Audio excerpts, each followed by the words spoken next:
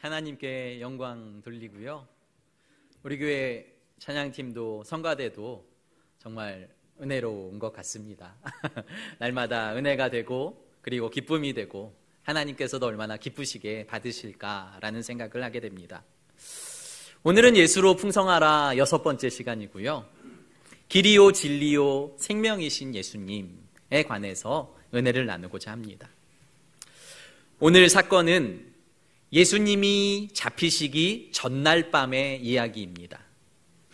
예수님이 마태복음에 처음 사역을 시작하시면서 산에 올라가셔서 많은 제자들과 많은 무리들을 모으고 산상수훈의 말씀을 전하십니다. 그리고 사역을 시작하시고요. 이제 사역을 마무리하고 십자가에서 죽으시기 전에 마지막 다락방 강화, 다락방에 모여서 제자들과 만찬을 나누시고 최후의 만찬을 나누시고 그들에게 말씀을 전해주는 이 다락방 강화의 마지막 말씀 14장, 15장, 16장의 말씀을 통하여서 예수님께서는 가장 귀하고 가장 중요한 말씀을 유언처럼 우리에게 말씀해 주고 계십니다. 오늘 말씀이 그러니까 얼마나 중요한 말씀인지 우리는 분명히 알고 들어야겠습니다. 예수님은 산상수훈이 아니죠. 다락방에서 제자들과 최후의 만찬을 하십니다. 그리고 제자들과 떡과 음료를 나누시고 제자들의 발을 하나씩 다 씻기세요. 그리고 난 다음에 제자들에게 말씀하세요. 내가 돌아갈 거다. 나는 아버지 집으로 갈 거다. 나는 너희들 중에 한 사람에 의해서 팔리게 될 것이고 그리고 너희들이 나를 팔고 난 후에 나는 십자가에서 죽을 것이다 라고 말씀을 하세요. 우리는 이 말씀을 다 알고 있기 때문에 평안하게 들을 수 있지만 제자들에게는 엄청난 충격의 사건이었다는 거죠. 예수님을 따르기 위해서 이들은요, 배를 버렸어요. 자신의 삶의 터전을 버렸어요. 자신의 가정에서 나왔습니다. 예수님께 올인하며 예수님만 따르겠다고 결단한 사람들인데 3년이 지나고 난 후에 예수님이 나는 떠날 거야. 마지막 만찬이야 라고 말씀하시는 얼마나 두렵고 얼마나 불안하고 그리고 이게 무슨 일이야 라고 황당한 일이었겠습니까? 베드로는 예수님 따라가고 싶습니다. 제자들이 이야기해요. 아니야, 너는 나를 따를 수 없어. 베드로는 내가 죽을지언정 주님을 부인하지 않겠습니다 라고 말하는데 아니다. 네가 오늘 3번 나를 부인할 거다 라고 말씀하시는 제자들이 염려와 근심과 걱정으로 가득 차 있는 그 상황을 주님께서 아셨고요. 그리고 그 주님께서 오늘 14장 1절 말씀으로 다락방 강화를 시작하세요. 14장 1절 말씀 같이 읽어볼까요? 시작. 말라 하나님을 믿으니 또 나를 믿으라. 아멘. 아멘. 너희는 마음에 근심하지 말라. 제자들의 마음에 근심이 가득한 것을 알았다는 것이죠. 근심은 또 다른 근심을 불러오고요.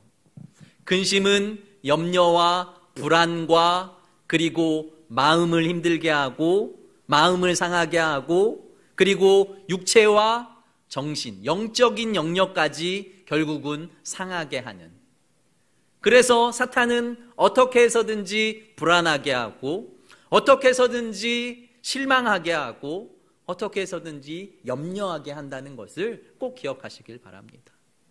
우리 중에 남들보다 더 불안해하는 분들이 계세요. 더 염려하는 분이 계세요. 더 근심하는 분이 계세요. 어떤 분은 교회에 다니는데도 건강 염려에서 벗어날 수가 없어요. 모든 좋다는 음식은 다 찾아 먹고요. 무조건 일주일에 한 번 이상은 병원에 가시는 거예요. 계속. 혹시. 예수님은 믿는데, 주님은 나의 하나님이라고 믿는데, 그분이 나의 삶을 책임져 주신다고 믿는데, 그의 불안은, 그의 염려는, 그의 근심은 주님께 맡겨줄 수 없는 이 상황에 우리가 놓여 있지 않은지 우리의 삶을 돌아보시길 바랍니다. 14장 1절 다시 보시면요, 이렇게 기록되어 있어요. 너희 마음에 근심하지 말라. 하나님을 믿으니 또 나를 믿으라. 너의 마음에 근심이 있거든, 너의 마음에 염려가 있거든, 너의 마음에 불안이 찾아오거든, 하나님을 바라보라는 거예요. 하나님을 바라보고 그리고 또 나를 믿어라. 하나님을 믿고 또 나를 믿어라. 진짜 하나님이 너희를 창조한 것을 믿는다면, 하나님이 모든 것을 가능케 하시는 전능하신 하나님이라는 것을 믿는다면, 너희의 문제와 염려와 근심을 알고 계시고 해결해 주실 유일한 분이라는 것을 믿는다면, 너희의 불안은, 너희의 염려는, 너희의 근심은 평안으로, 세상이 줄 수 없는 주님만 줄 수 있는 평안으로 바뀌게 될 거야 라고 주님께서 우리에게 말씀하시는 거예요. 사랑하는 성도 여러분, 오늘 저는 성도 여러분들에게 권면하고 싶습니다. 우리에게 왜 불안한 일이 없겠습니까? 왜 염려와 근심이 없겠습니까? 안팎의 어려움과 근심은 믿는 자나 믿지 않는 자들에게나 동일하게 있다는 것이죠.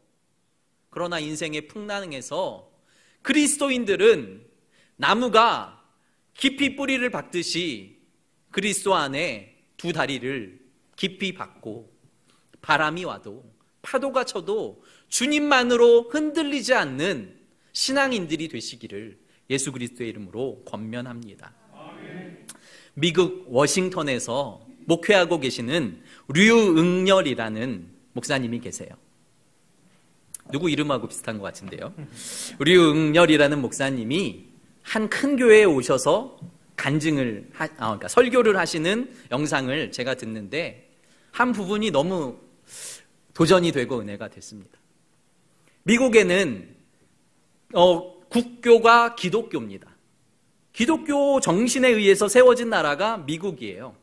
그런데 그래서 그 나라의 대통령이 세워질 때마다 국회 같은 하원과 상원이 1년에 한 번씩 개원할 때마다 꼭 목사님들을 모시고 기도하거나 설교하며 개원을 한다는 거죠. 시작을 한다는 거죠. 그러면서 이 목사님이 조 바이든 지금 대통령이 처음 취임하는데 목사님께서 나오셔서 기도하는 영상을 틀어주시는 거예요. 등치가 좋으신 목사님이 아주 멋지게 기도를 하시더라고요. 영어로 해서 뭐라 그러는지는 잘 몰랐습니다. 근데 마지막에 기도를 하시면서 이렇게 기도를 끝맺으세요. 다양한 종교의 이름으로 아멘. 목사님인데 기도의 자리에 올라가서 다양한 종교의 이름으로 아멘. 그리고 이번에는 하원이 개원하면서 또 다른 목사님이 기도하는 영상을 보여주세요. 그 기도의 말미에도 여러 신들의 이름으로 에이멘, 에이우먼이라고 기도하더라고요. 예수님의 이름으로 기도할 수 없는 거예요. 이 류응렬 목사님도 규모가 있는 교회의 목사님이셔서 한 해는 하원에 기도 부탁을 받으셨대요. 그런데 하원에서 공문이 하나 오더랍니다. 우리 국회에는 여러 종교의 지도자들이 있습니다. 또 이 나라 국민들이 여러 종교를 가지고 있습니다. 그러니까 목사님, 기도할 때에 기독교에 편향된 단어는 사용하지 말아 주십시오 라는 공문이 오고, 목사님의 기도문을 작성해서 보내주시면 좋겠습니다 라는 공문이 왔다는 거예요. 이래서 목사님들이 그렇게 기도하셨구나 라는 생각을 했겠죠. 그리고 나서 목사님이 고민하시다가 그 기도문을 보내야 하긴 하겠는데 고민하시다가 마지막 날에 보내셨대요. 저들이 코멘트를 해줄 수 없게 마지막 날에 보내시고, 그리고 메일을 열어보시지 않고 그곳에 참여하셨다는 거죠. 그리고 기도의 자리로 올라가셔서 예수님 이름으로 기도드립니다. 아멘 하고 아멘 하고 기도를 마쳤더니요, 수많은 국회의원들이 일어나서 막 박수를 치더랍니다. 그러면서 목사님이 드는 생각이, 목사가 예수님의 이름으로 기도했는데 박수를 받을 만한 일이야? 라는 생각을 하게 됐다는 거죠. 그때 한 의원이 이 목사님께 찾아왔대요. 그러면서 조용히 이야기하더랍니다. 목사님, 왜 이렇게 많은 목사님들이 예수님의 이름으로 기도하는 것을 두려워할까요? 저는 그 이야기를 듣는데 마음이 확 뭉클하더라고요. 목사가 예수님의 이름으로 기도하는 걸 두려워해요. 성도가 예수님의 이름으로 기도하는 것을 두려워하는 거죠. 왜요? 진짜 주님을 믿지 않기 때문인 거죠. 그분이 유일하신 하나님, 그분이 전능하신 하나님, 우리를 구원할 다른 길이 없다는 것, 다른 이름이 없다는 것을 진짜 믿고 고백한다면 그렇게 기도할 수 있을까라는 생각을 하게 되는 것이죠. 우리나라는 다를까요? 미국과 우리나라는 항상 몇십 년 후에 똑같이 되어가는 분위기예요. 우리나라도 얼마 지나지 않아 그런 분위기로 바뀔 거예요. 왜 너네만 진리야? 왜 예수만 구원이야? 왜 너희들만 옳다고 해? 너희들은 독단적이고 너희들은 사랑이 없어 라고 말할지 모르지만 우리는 저들을 사랑하고 저들을 사랑으로 대하되 유일하신 하나님, 유일하신 독생자 그리고 구원자이신 예수 그리스도를 증거하지 않고 어떻게 우리가 기도하고 예배하며 기독교인이라고 말할 수 있겠습니까? 무슨 말씀입니까? 다시 1절로 돌아가시면 근심을 이기는 비결은요, 두려움을 이기는 비결은요, 다른 사람의 눈치를 보아서 다른 사람들이 어떻게 평가할까 그것 때문에 예수님의 이름으로 기도할 수 없다면 우리는 눈을 하나님께로, 예수님께로, 유일하신 아버지께로 돌려서 너희가 하나님을 믿고 또 나를 믿으라 라고 주님께서 말씀하시는 것처럼 우리 불안의 때에, 염려의 때에, 근심의 때에 예수 그리스도를 바라보고 믿음으로 주님께 붙어 있으면, 그 주님만 바라보면 우리의 염려와 근심이 사라지고 기쁨과 평강이 우리 안에 넘치게 될 줄 믿습니다. 걱정과 근심, 염려는 그러니까 그 필요한 것보다 더 깊어지는 것은 사탄이 주는 것입니다. 그리고 그것을 통해서 정신이 그리고 영이 무너진다는 것을 꼭 기억하시고, 나는 염려와 근심을 주께 맡기기로 결단했어. 나의 가정의 문제, 나의 건강의 문제, 나의 교회의 문제, 나의 회사의 사업의 모든 문제를 나는 주님께 맡긴다. 내가 최선을 다해서 이 일을 감당하지만 나는 더 이상 불안해하지 않고 살아계신 주님을 믿고 의지하며 그분을 따라가기로 결단했어. 결단하시는 성도 여러분들 되시기를 예수 그리스도의 이름으로 축복합니다. 그러한 분들은 이러한 찬양을 하게 됩니다. 모든 근심을 맡기네, 주발 아래 내 짐 내려놓네. 어떻게 할지 몰라 방황할 때 내 모든 근심을 주께 맡기네. 성도도 근심이 있고요, 어떻게 할지 몰라서 방황될 때가 있는데요, 그때 해야 할 일은 내가 믿는 주님께 나의 모든 근심과 염려를 맡기는 일입니다. 그러면 그 주님께서 어떻게 하실까요? 이런 찬양을 해주실 것 같아요. 저는 평안을 너에게 주노라, 세상이 줄 수 없는, 세상이 알 수도 없는 평안을 너에게 주노라.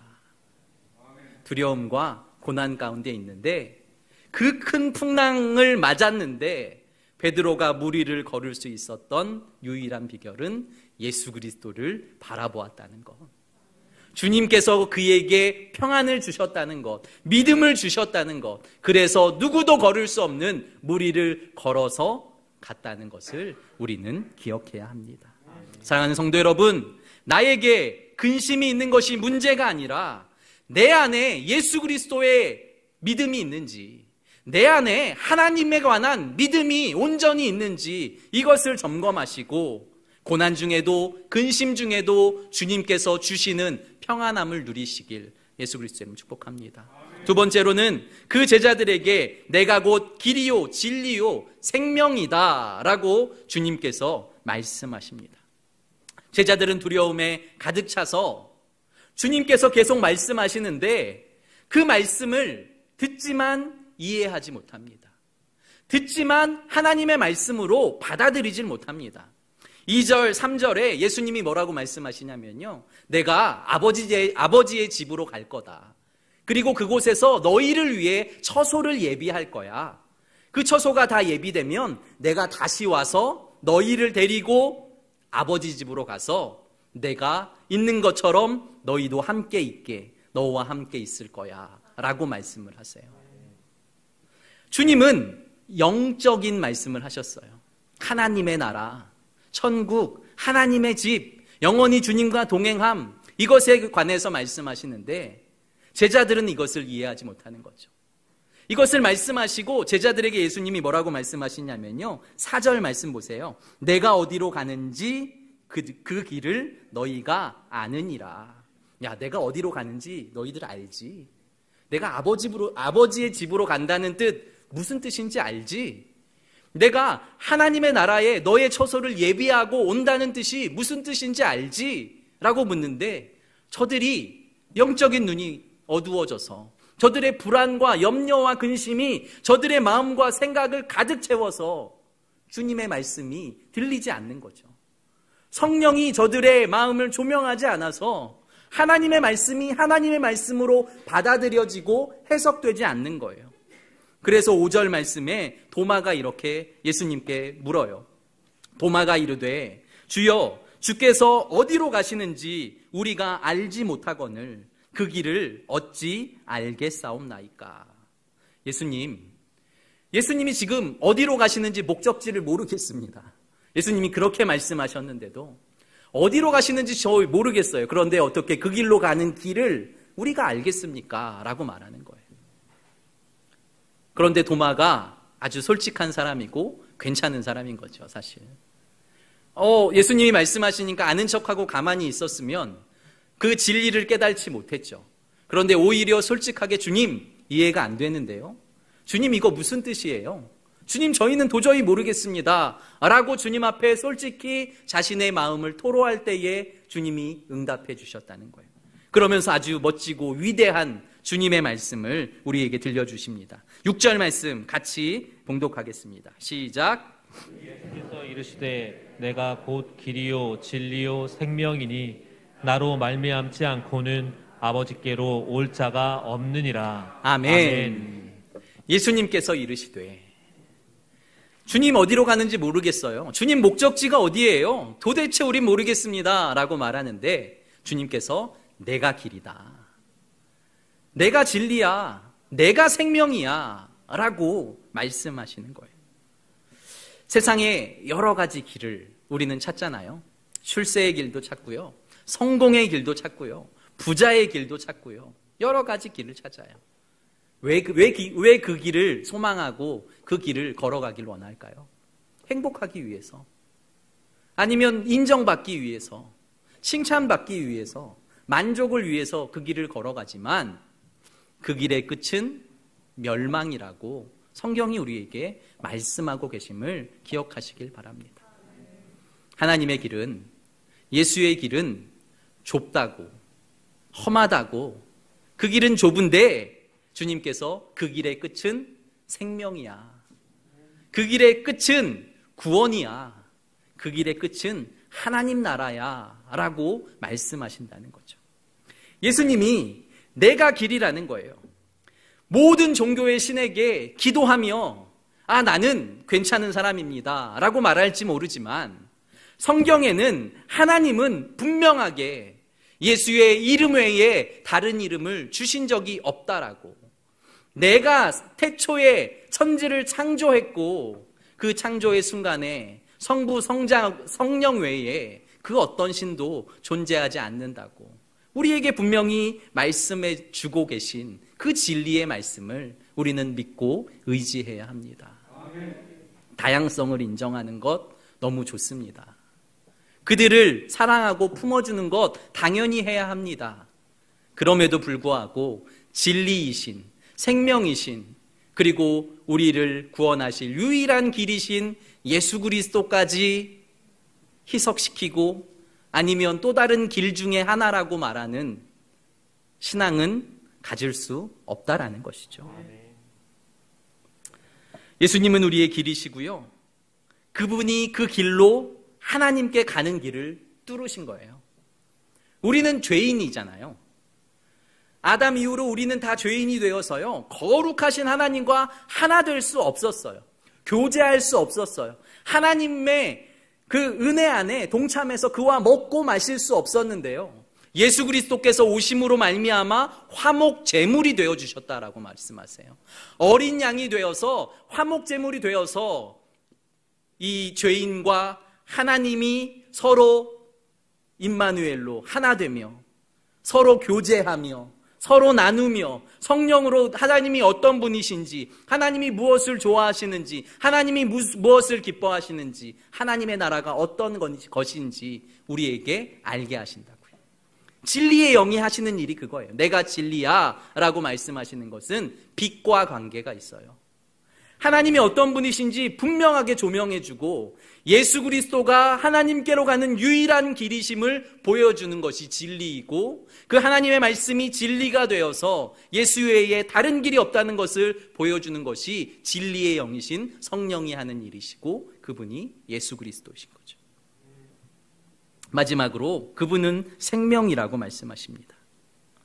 생명의 길은 쉬운 길이 아니에요. 그러니까 세상 사람들은 다 넓은 길로 간다고 합니다. 그런데 생명의 길은 좁고 험하다. 그럼에도 그 생명의 길은 능력이 있는 길이라고 말씀하시는 거예요.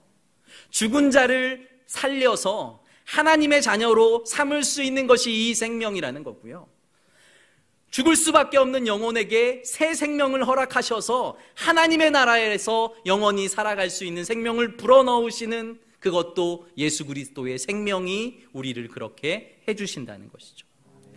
그러므로 세상에 수많은 길이 아니라 오직 유일하신 예수 그리스도, 길이시고 진리이신 생명이신 예수 그리스도를 붙들고 그분과 함께 동행하시는 성도 여러분들 되시기를 예수 그리스도의 이름으로 축복합니다. 마지막으로 7절 말씀을 통해서 예수님을 올바로 알고 온전히 보라 라는 말씀을 나누려고 합니다. 7절 말씀 함께 봉독하겠습니다. 너희가 나를 알았더라면 내 아버지도 알았으리로다. 이제부터는 너희가 그를 알았고 또 보았느니라. 아멘.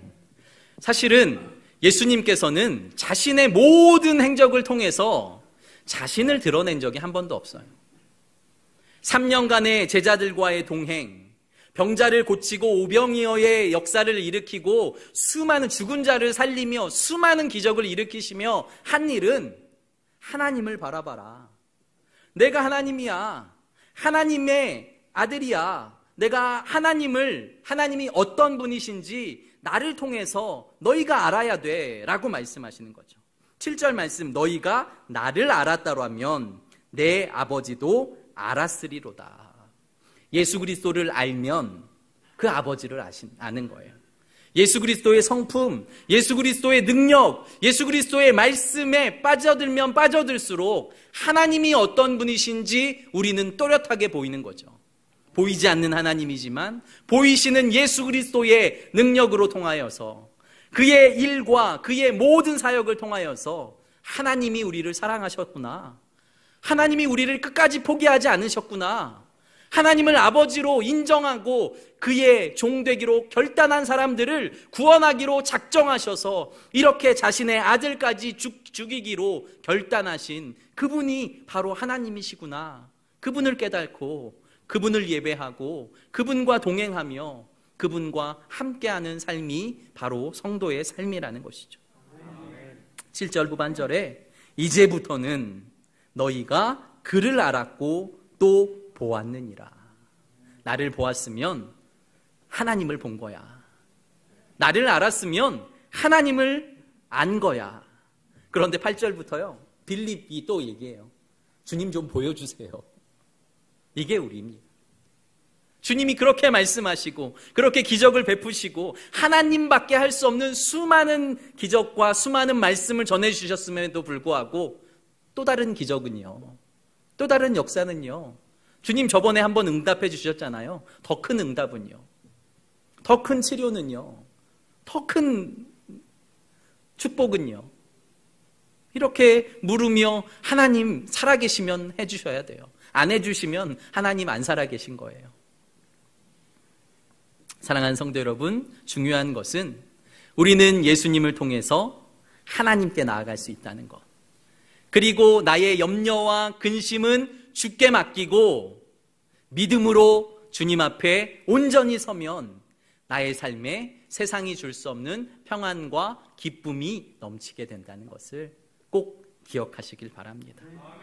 오늘 이 말씀을 준비하고 일주일 동안 가장 생각났던 찬양이 이 찬양이에요. 나 무엇과도 주님을 바꾸지 않으리. 이 찬양인데 한번 가사를 보시면 좋겠어요. 나 무엇과도 주님을 바꾸지 않으리. 그러면 주님만 있으면 된다는 뜻이거든요. 그런데 우리는 주님 외에 또 다른 것을 구할 때가 많죠. 주님과 물질, 주님과 건강, 주님도 계시지만 또 다른 것들을 많이 구할 때가 많아요. 그런데 주님께서는 하늘 아버지가 너희에게 필요한 것을 왜 모르겠냐?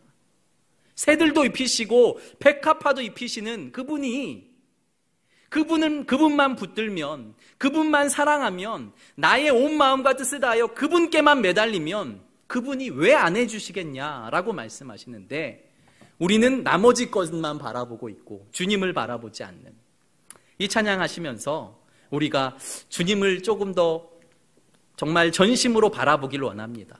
주님께 집중하길 원합니다. 이러한 마음으로 우리 함께 찬양 부르길 원합니다.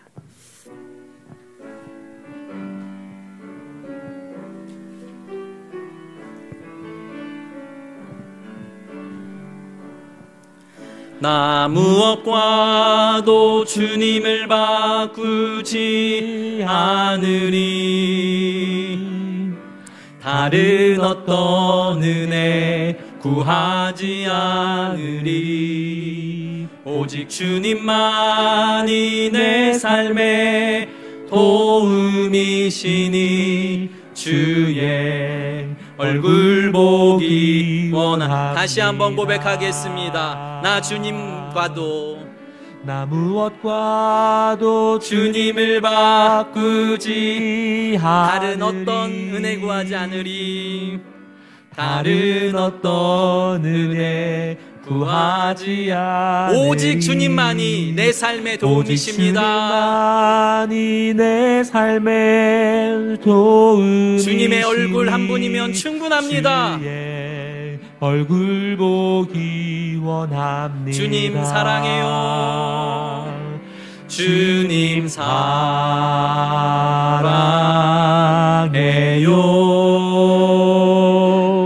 온 마음과 정성 다해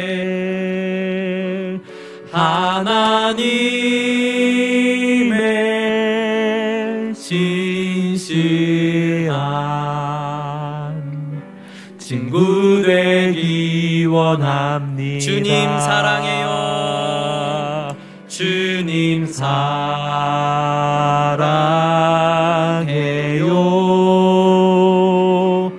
온 마음과 정성 다해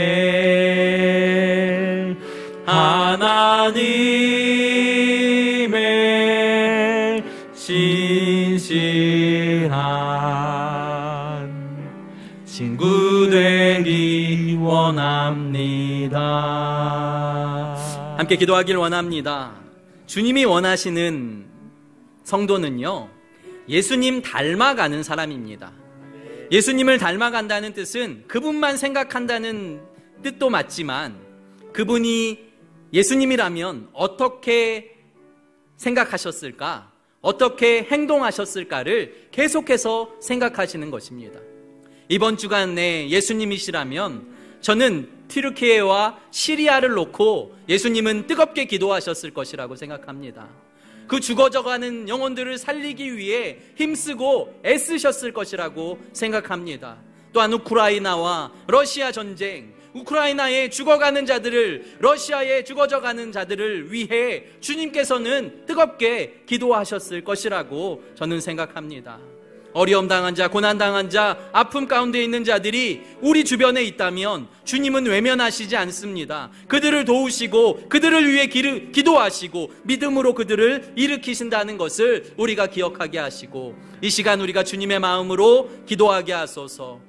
고난당한 자, 아픔당한 자, 염려와 근심에 쌓여있는 자들은 믿음으로 하나님을 선포하시고 믿음으로 예수 그리스도를 선포하셔서 주님이 주시는 평안과 기쁨을 맛보게 하옵소서. 주여, 삼창으로 기도드리며 주 앞에 나아갑니다. 주여, 주여, 주여. 거룩하시고 존귀하신 아버지 하나님, 우리가 예수님 닮았습니까? 우리가 성도인데 주님을 점점 닮아가고 있습니까? 우리 안에 염려와 근심, 걱정들이 오직 주님을 향한 믿음으로 작아지고 있습니까? 아버지 하나님, 너희가 시험을 당하거든 담대하라고 주께서 말씀하십니다. 여러 가지 시험을 만나거든 더욱더 믿음의 경주를 하라고 우리에게 말씀하십니다. 인내하라고 말씀하시며 십자가에서 죽으신 예수 그리스도를 바라보라고 말씀하십니다. 아버지 하나님, 우리가 주님 한 분이면 충분합니까? 아버지 하나님, 우리가 또 다른 은혜를 구하지 않습니까? 아버지 하나님, 예수 그리스도로, 아버지 하나님, 온전히 주님으로 말미암아 만족한 삶이 되게 하여 주시고, 오직 주님 때문에 나의 가정이, 나의 자녀가, 우리의 교회와 이 나라의 민족이, 온 세계의 어려움 당한 자들이 다시 소망을 갖고 다시 주님을 만나며 아버지 하나님 소망의 주 앞으로 나올 수 있도록 아버지 하나님 은혜 주시고 함께하여 주시옵소서. 아버지 하나님 역사하시고 다스리시고 은혜 주시옵소서.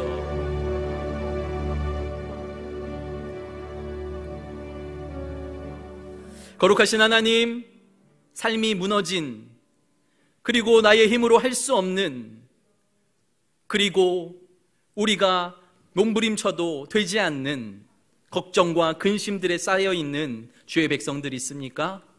이 시간 만나시고 믿음을 더하여 주셔서 성령으로 충만하여 하나님을 믿고 예수 그리스도를 믿고, 그리고 그분이 내가 세상 끝날까지 너희와 영원히 함께할 거다 라는 약속의 말씀, 내가 아버지의 집에 처소를 예비하면 다시 돌아와서 너희와 영원히 함께 있을 거야, 임마누엘의 하나님, 그리고 예비하시는 하나님, 여호와 이레의 하나님을 기억하며 묵상하며 믿음으로 승리하는 성도들 되게 하여 주시옵소서. 예수님 이름으로 감사하며 기도드립니다. 아멘.